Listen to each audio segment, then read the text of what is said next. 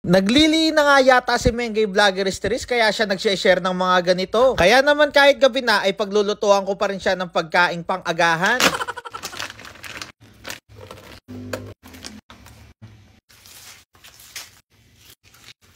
Inuna ko na nga lutuin tong hotdog kasi ito yung pinaka-paborito niya. Alam niyo naman siguro kung bakit.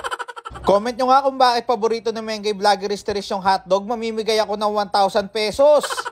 Hindi ko nga alam kung bakit na-crave si Mengay Vloggeries ng ganitong oras, pero nilagay ko na yung mantika at kumuha na ako ng tong. Tapos binuksan ko na rin pala tong exhaust namin na walang kakwenta-kwenta para lang makatulong sa pagpapa-aesthetic ng pagluluto ko. Kamahal pa mo ng bili ko dyan, kahit utot ko hindi kaya higupin yan. Bali biniling-biling ko na nga yung mga jumbo hotdogs ko para hindi magaya katulad ng sakin. Bali pinakuha ko nga kay Badya yung antik na lalagyanan ko ng mga ulam dahil hindi naman yan nagagamit.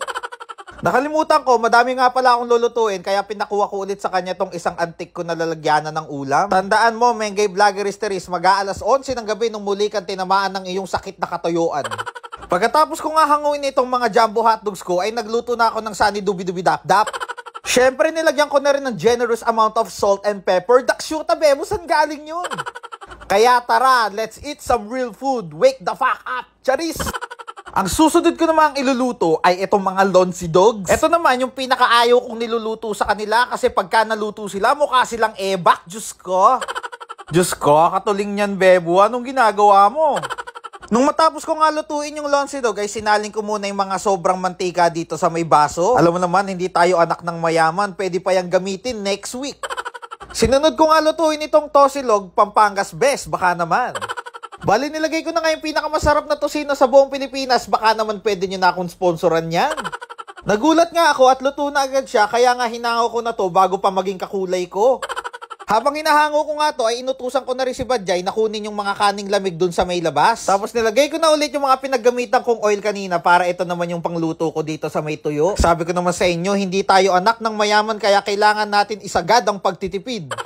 Hindi ko na nga na-video kung paano naluto yung mga tuyo na yun, pero alam ko namang alam nyo kung paano lutuin yun. Bali, dinamihan ko nga yung bawang para hindi na matuloy yung pagiging aswang ni Mengay Vloggeries. O sige na, kakain na muna kami. Mag-comment na lang kayo dyan kung gusto nyo ng ganitong pagkain. Nakshoot ha?